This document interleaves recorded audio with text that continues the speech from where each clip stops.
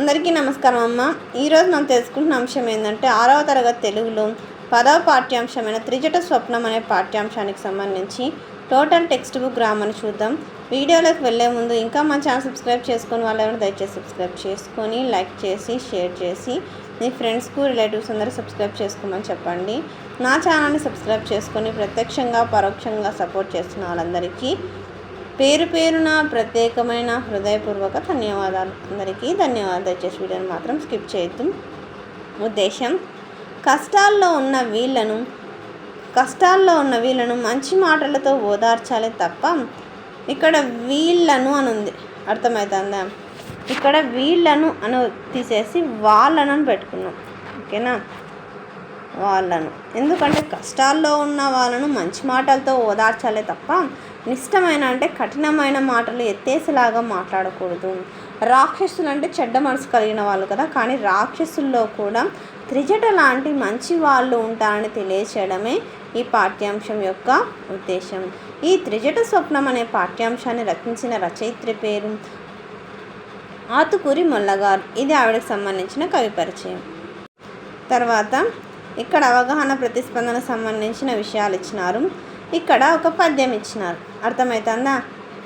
తన వారు లేని చోటను జనువింసుక లేని చోట జగడము చోటన్ అనుమానమైన చోటను మనుజునకు నిలువదగదు మహిళ సుమతి. ప్రశ్నలు: తనవారు అంటే ఎవరు? మన మంచి కోరుకునేవారు. జగడం అంటే ఏమిటి? కొట్లాట, రగడ. ఈ పద్యం ఏ శతకంలోనిది? సుమతి శతకంలోనిది.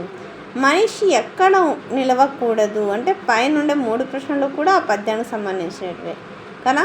కానీ ఇక్కడ ఈ క్వశ్చన్ క్లియర్గా ఇచ్చినాడు. మనిషి ఎక్కడెక్కడ ఉండకూడదంటే జగడం జరిగంటే కొట్లాడు జరుగుతున్న చోట ఉండకూడదు.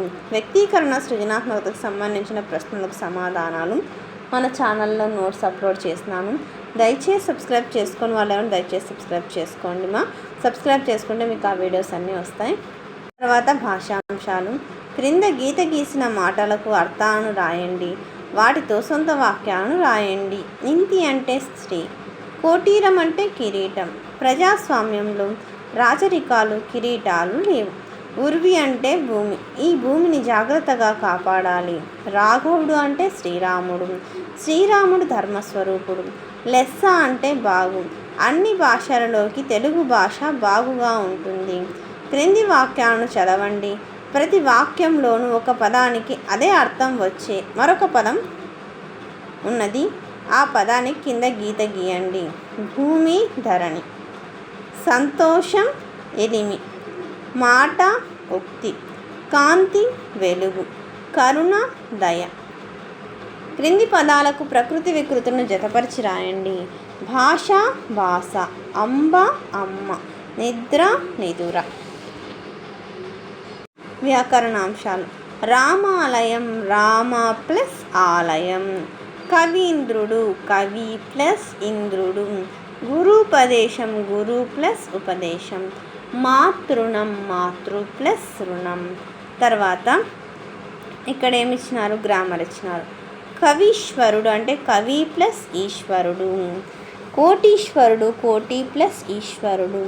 వధూపేతుడు, వధు ప్లస్ ఉపేతుడు. దేవాలయం, దేవ ప్లస్ ఆలయం. క్రింది వాక్యాలను సంయుక్త వాక్యాలుగా మార్చండి. సీతారాములకు ఆనందం కలిగింది. ద్విజటలు బాధపడ్డారు. మీరు కఠినంగాను కోపంగాను మాట్లాడకండి. హనుమంతుడు గొప్పవాడు మరియు మంచి భక్తుడు. అపర్ణ సంగీతం మరియు నృత్యం నేర్చుకుంది. ప్రశ్నార్థక వాక్యం. హనుమంతుడు ఎవరిని చూశాడు? త్రిజట తన కళ గురించి ఎవరికి చెప్పింది? తర్వాత ఆశ్చర్యార్థక వాక్యాలు. ఆహా, అరణ్యం ఎంత చక్కగా ఉందో. అబ్బా, హనుమ ఎంత బలవంతుడు. అందరికీ ధన్యవాదాలమ్మా. ఇంకా మన ఛానల్ సబ్స్క్రైబ్ చేసుకుని వాళ్ళని దయచేసి సబ్స్క్రైబ్ చేసుకొని లైక్ చేసి షేర్ చేసి మీ ఫ్రెండ్స్కు రిలేటివ్స్ అందరికీ సబ్స్క్రైబ్ చేసుకోమని చెప్పండి. నా ఛానల్ సబ్స్క్రైబ్ చేసుకొని ప్రత్యక్షంగా పరోక్షంగా సపోర్ట్ చేస్తున్న వాళ్ళందరికీ పేరు పేరున ప్రత్యేకమైన హృదయపూర్వక ధన్యవాదాలు. అందరికీ ధన్యవాదాలు. దయచేసి వీడియోని మాత్రం స్కిప్ చేయదు.